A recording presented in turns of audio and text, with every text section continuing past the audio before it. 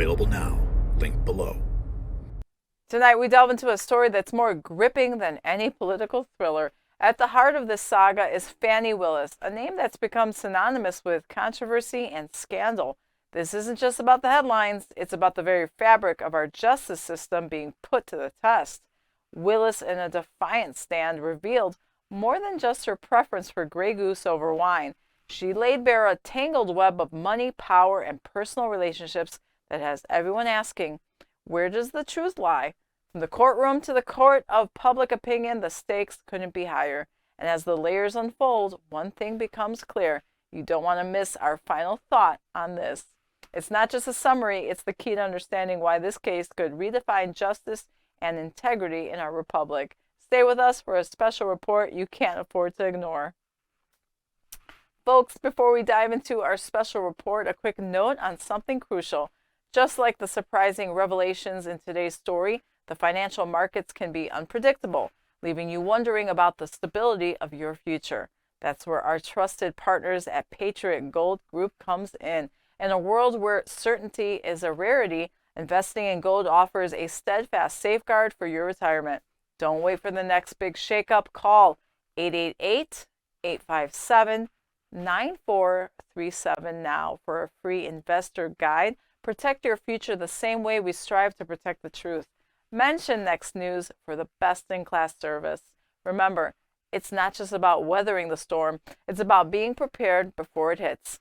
Patriot Gold Group, your shield against uncertainty. Call 888-857-9437 today. Today, we're going to look at the saga that has captured the nation's attention, a story of corruption, lies, and the abuse of power at the highest levels of our justice system. It involves Fani Willis, the Fulton County District Attorney, and Nathan Wade, a name now entwined in scandal, and how their actions could potentially impact the very core of our republic's integrity. Firstly, let's address the elephant in the room, the shocking admission by Willis about the cash piles in her safe and her personal life choices. During her testimony, Willis nonchalantly mentioned keeping large sums of cash at home, advice she attributed to her father. This revelation alone raises eyebrows. Why would a district attorney need to keep up to $15,000 in cash at her house? Take a look. But I always have cash at the house. That has been, I don't know, all my life. If you're a woman and you go on a date with a man, you better have $200 in your pocket. So if that man acts up, you can go where you want to go. So I keep cash in my house, and I don't keep cash as good in my purse like I used to.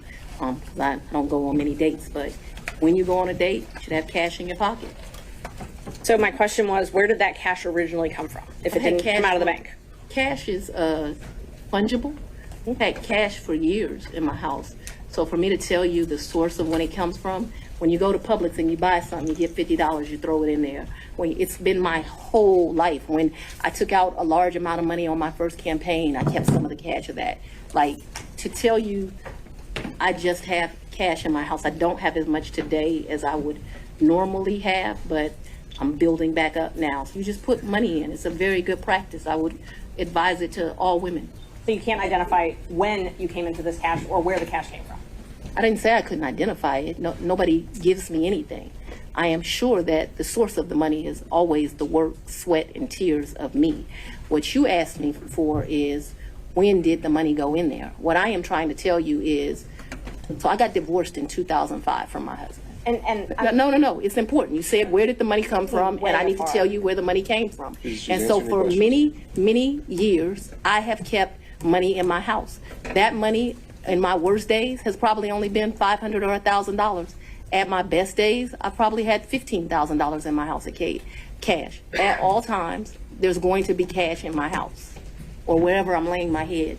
The money that you paid Mr. Wade, the cash, in October of 2022, you do not know where that money came from? I do know where it came from. It came from my sweat and tears. You know which job it came from? Did it come from Fulton County or did it come from a private job? It came from, what are you talking about? So it could have come from a private job, because before I was DA, I was in private practice. So I earned money during that time period. That's probably in there. You don't know could have. Moreover, Willis' preference for Grey Goose over wine during a court session isn't just a trivial personal preference. It's indicative of her demeanor and approach to serious legal proceedings. This casual mention of luxury tastes and cash piles speaks volumes about her character and priorities. Take a look. Much less cash that time, probably $400 or $500, and then I paid for a bunch of stuff. I think we did 2 different wine tours that you do, which are pretty expensive. I think I bought him. He likes wine. I don't really like wine, to be honest with you. I like Grey Goose.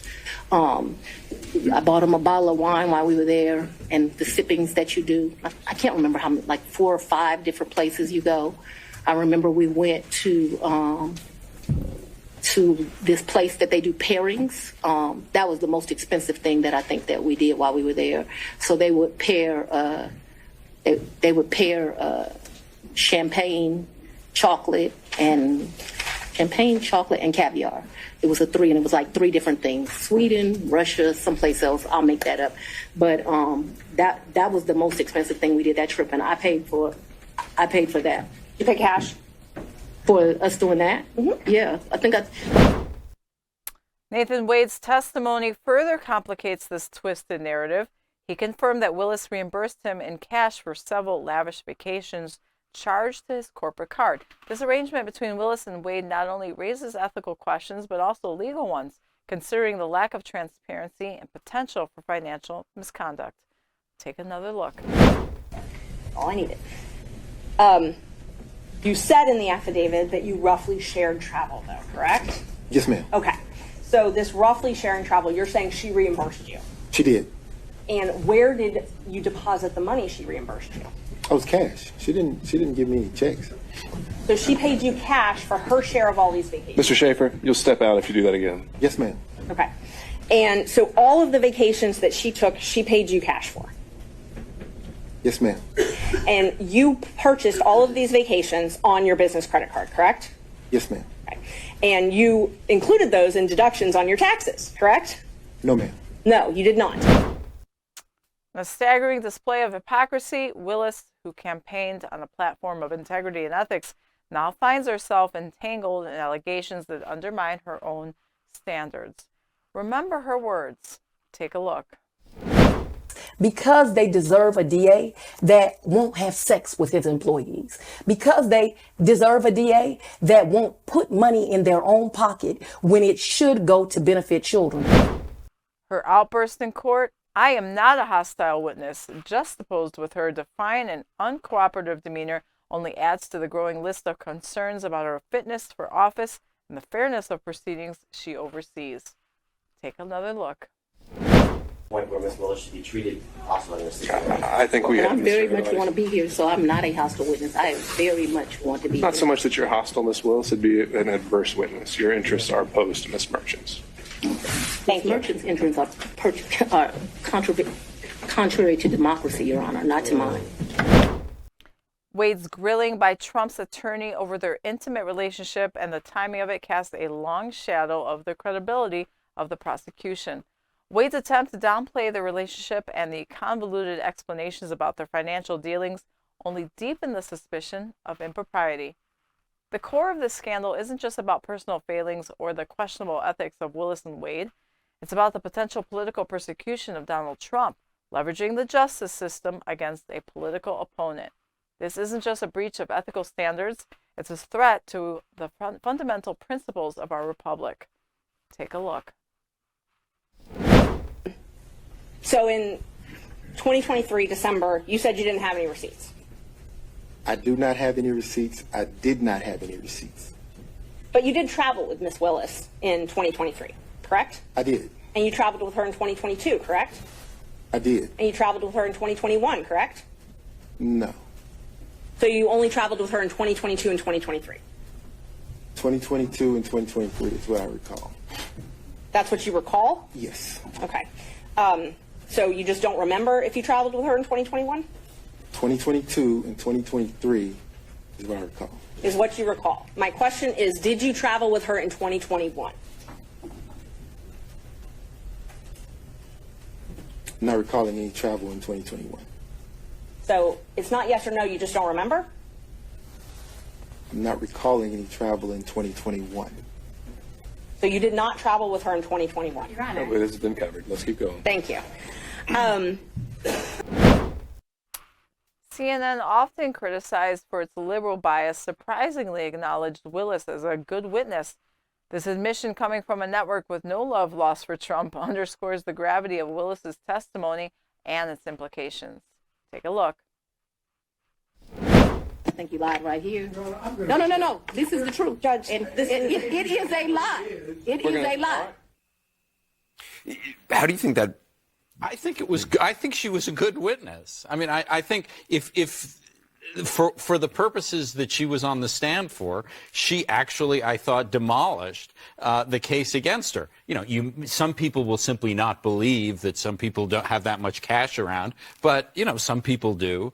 And other than that, I think she's a good witness. The problem is that, you know, if you ask people in Atlanta who are the jury pool here about Fani Willis, they are going to know about this a hell of a lot more than they are going to know about the details of the case. And that's a win for the defense, even if, as I expect, they will allow her to proceed. Do you think it's right? It affects the jury, potentially?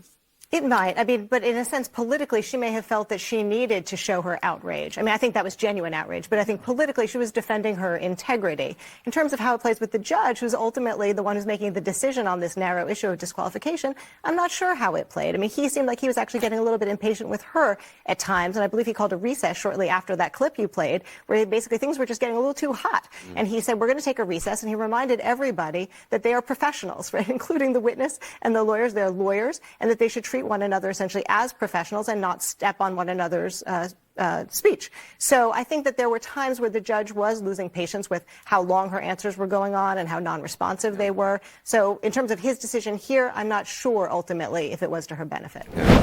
This isn't just a story about personal misconduct. It's a chilling example of how the levers of justice can be manipulated for political ends. The evidence suggests a concerted effort to undermine Trump, orchestrated by individuals willing to compromise the legal system's integrity. Before we conclude, let's not forget the broader implications of this saga. It's not merely a scandal involving two individuals. It's a test for our republic's health and the rule of law.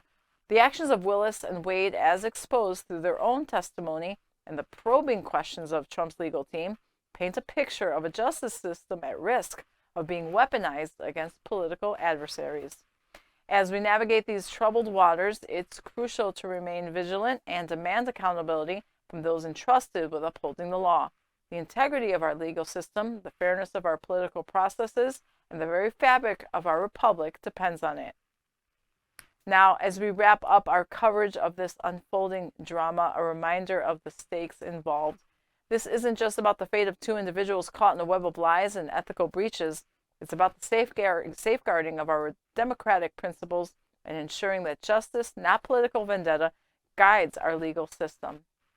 Before our final thought, an important message from our own Gary Franchi. That's right. As the drumbeat of the 2024 election intensifies, so do the strategies of those who wish to control the narrative. My new book, The Silent Coup, it shines a spotlight on the covert operations and media manipulations at play. In an era of misinformation, being informed is your greatest weapon. Secure your copy and take a stand for transparency. And for those lucky enough to get a copy, you might just find a special offer just for you. Now, the link to this indispensable resource is in this video's description. Back to you.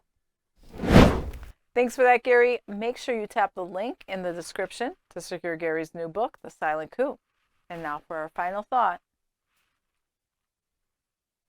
In today's tumultuous political climate, the saga of Fani Willis and Nathan Wade is not just another headline. It's a glaring beacon of the challenges facing our justice system and the perilous slope of politicizing legal proceedings. As we've uncovered, the story goes beyond personal misconduct. It's a stark illustration of how power, when left unchecked, can corrupt the very pillars of justice that our republic stands on. This isn't merely about individual accountability. It's about preserving the sanctity of our legal system and ensuring it remains fair, immune to political vendettas. Let this serve as a clarion call to all Americans. Vigilance and accountability are paramount. We must demand transparency and integrity from our public officials, for the health of our democracy depends on it. Remember, the strength of our republic lies not in the power of the players, but in the hands of the people. Thank you for watching. If you got value from this report, tap subscribe and tell a friend. Congratulations, you made it to the end of the video. Now keep up your quest for truth with this next news report. And if you found our channel enlightening, join the millions who agree with you. Tap subscribe. Thank you for watching the Next News Network.